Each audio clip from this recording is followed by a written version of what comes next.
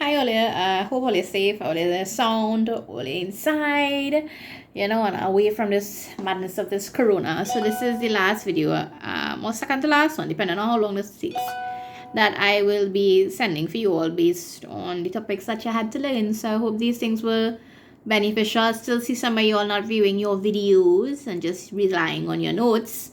So I hope you get yourself to look at the videos one time. I'll be posting some videos with some walkthrough questions as well to kind of help you out. All right. Now we're looking at living organisms and their environment. So the thing about it is, wherever an organism lives, they're well suited or well adapted to the environment that they live in. For example, polar bears are well suited for a cold environment, hence the reason they live in the Arctic. And that's because they have layers of fat and fur to be able to insulate their bodies. Let's say, for instance, let's look at something local. Look at the capybara. The capybara is well adapted to this tropical setting that we have here, and he lives fine. So environmental factors are placed into two groups. We have abiotic or non-living, and we have biotic, which is living factors. So the first thing we're going to look at is our living factors today, right? So we have climate. A climate is basically a weather condition that occurs in a particular area for a prolonged period of time, right? So for instance, our climate here, we just have sun for a period of time, then we just have rain for a period of time. So that's a certain climate that we have. And depending on your climate will influence what type of animals and what type of plants that you have. Usually an area that has a lot of sunlight, a lot of rain, because of the fact that there was going to be a lot of water, you tend to have a variety of plants and animals present. If you look at conditions, weather conditions that are harsher, so let's look at, if it is you're looking at a desert that hardly has water in it, your plants and animals will be limited. And those plants and animals could actually tolerate drying out, right? If you're looking at places that are very cold, right? Again, you're limited to a certain amount of plants and animals that could tolerate that type of climate. We have oxygen. Oxygen, as you all know, is needed for aerobic respiration and is abundantly present in the air. But we tend to have a little issue when it comes to water, right? Now, aquatic organisms rely on the oxygen that is going to be dissolved in your water, right? But if there is something hampering the amount of oxygen that dissolves in the water, our water organisms are going to end up with some problems to be able to respire, right? So oxygen actually takes a while to dissolve through water. It's slightly soluble, right? So you see organisms that live more to the top of the water, they will be able to get enough oxygen and thrive, right? That's why you'll find aquatic plants and stuff living closer to the surface level or even higher, right? Or on the surface.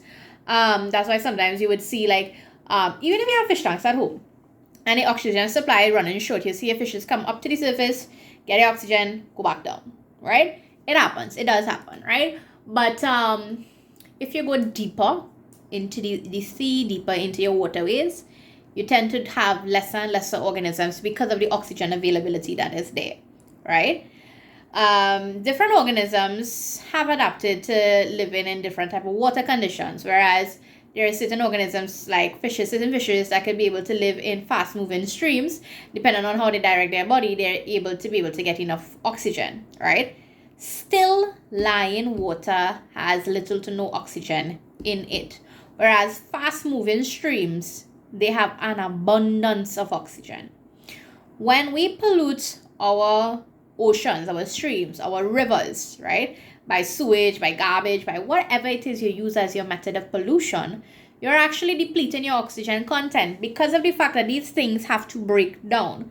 So bacteria now comes into play, and in the large colonies that comes now into this area here to decompose whatever waste material that is disposed, right? The bacteria is going to accumulate up onto the surface of your waterways, and the bacteria is going to use up whatever oxygen that is actually dissolving there. They're going to use that to survive. If they're using it to survive, what's going to happen to our fishes? What's going to happen to the plants? What's going to happen to any of the microscopic animals and plants that we have underneath the sea, right? Or underneath the ocean, rivers, streams, lakes? Think about it, right? when there is an excess of chemicals, phosphates, for instance, being deposited into our waterways, our rivers, our streams, and our lakes, right, it leads to eutrophication. Eutrophication is the buildup of algae. So you always see this kind of green mossy thing that has grown up on your fish tanks. If it is, you leave it for too long and you don't clean it, that's algae, right? And algae forms a layer over the waterways. And again, algae will bloom, and that will actually use up all the oxygen that's supposed to be dissolved inside of your water, and then your plants and your animals underneath suffer. So that's oxygen for you. Light. For those of you all who know, by now, because I'm always talking about photosynthesis. Light is needed by plants to carry out photosynthesis. If a plant is unable to photosynthesize, they cannot make their own food, and as a result, their survival rates will be diminished. And then it travels up a food chain, because if there is no plants, there is no herbivores that will be able to eat that. And there is no herbivores to eat that, there is no carnivores to eat the herbivores. And then it travels all the way up where we, as humans that eats both plants and animals, we land into some problems because we have no food source, right? Certain plants, because of, survival of the fittest, everybody had to get light. All them plants had to get light. Some of them have adapted and found different ways to be able to get the sunlight. For instance, the wild pines, sometimes you have to see them grow, they're going to be growing on the high tension wires and cables on the lamp poles. Sometimes you see it high up on a tree, right? That actually helps them to be able to get enough sunlight, right? And we have soil. Soil is actually created when rock is weathered over years and years and years. And some pioneer plants and some lichens will grow, they will die, they will contribute to rock waste and organic material to create the soil that we have today. Now, there are 4 important factors that soil is necessary for. Anchorage. Without soil, plant roots cannot anchor themselves nowhere. Nutrients, because it provides nutrients for your plants and your animals. Water, because plants obtain their water from the soil. And air, because once there is soil and soil organisms, it helps air to be able to pass through the soil so that the plant roots can get it for aerobic respiration, right? So there is a table here that lists out for you, and you'll get it on your Google Classroom, the different components of the soil and what it's important for, right? So we have inorganic rock particles, right? And these form the backbone of your soil. That's your soil skeleton that provides the support, the root anchorage, shelter for soil animals, and also attachment for like earthworms to be able to hold on to when they're passing through the soil.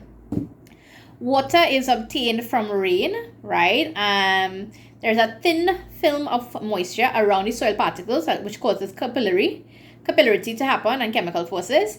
It's essential for plants for photosynthesis because that helps to make up glucose. It dissolves in mineral salts, right? Your mineral salts from absorption, and helps your organisms that live in the soil from drying out. Earthworms again. Air. Air is actually present in spaces between the soil. The larger the spaces are, the more air you will have present, right? Oxygen is essential for aerobic respiration, to create the humus, and also for nitrogen bacteria to form nitrates, right? Mineral salts are formed from humus and also from dissolving from surrounding rock, and it's needed for healthy plant growth, which we had looked at in photosynthesis. Different minerals have different functions. Humus is formed when animals or plants die and their organic matter contributes back into the soil, right? It forms a brown sticky material in your soil, hence the reason it has have that color and it has that kind of stickiness when water touches it. What it does, it adds minerals to the soil. It helps to bind the soil particles together so it could form clumps so that the roots can anchor themselves properly. It has an ability to retain water, retain mineral salts, and to insulate the soil against extreme cold and extreme heat so that your plants and animals are able to survive. Right. So we were on humus, right? I'm multitasking right now. I'm teaching you all, and I am teaching a class here at the moment as well. So you know how that is go. Soil organisms, bacteria, fungi, worms, insects, burrowing animals, and plant roots, right? They are all needed for different functions, right? Like for instance, the saprophytic bacteria and fungi helps to decompose your organic matter. Your earthworms, when they burrow through the soil, they're going to improve your aeration and the fertility, right? And also the plant roots will bind your soil particles together to prevent erosion, right? So there is a table that you're going to see with the types of soil, and I'm going to actually, to be able to make life easier with that table, I will post a video to show you the different types of soil, right? So I will send that one for you, and some of the improvements will be listed with that. A fertilizer. When you add a fertilizer to soil, you're doing that because you want to improve the minerals and the nutrients of that particular soil to make sure that you have healthy plant growth. So there is another table here that is listed with organic and inorganic and some of the pros and cons about these fertilizers, which you'll take a look at for me. And we have some stuff here for soil erosion, which I'll go through very quickly, right? Biotic factors is very easy because of the fact that we have already done symbiosis. So you all can take a look at the note as well. I'll just put back some additional videos to help you out with that, right? Now, soil erosion, when we talk about soil erosion, we talk about the blowing or the washing away of soil. Soil erosion is mainly caused by the removal or the destruction of plants and animals. And we might do that by either cutting down trees, harvesting crops, trampling of soil, by organisms, or even if we're walking over bare soil itself, and also if animals are overgrazing and cause the soil to become bare, right? Now, roots and humus from the topsoil will keep your particles binded together. Leaves from your plants will actually break the force of the rain, because sometimes rain does fall real hard, like on a serious note, rain does fall real hard, right? If these things are removed, right, your soil particles will start to unstick, and when wind blows or when rain falls, it will actually blow away or wash away. All right, so there are certain things that we can do to prevent this from happening. We could actually carry out some soil conservation techniques. Reforestation, where we actually replant trees as soon as they're removed. Crop rotation, so that you keep planting different crops so that the soil is never bare. Terracing or contour plowing, so along hillsides, in order to be able to plant on it to prevent erosion from happening, because the hillsides you have erosion happening the most. You plant along terraces or like little cuts to prevent the soil from washing down. And you also prevent overgrazing. You move your animals, you don't leave them there to graze all the time. There is some simple notes here for irrigation. There is a diagram that shows you how to be able to collect your small soil organisms. This is what we call using the tall grain funnel. I want you to learn that diagram by heart because it have a habit of coming back again for exams. Whatever you don't know, please send me a message and I will be happy to explain some more.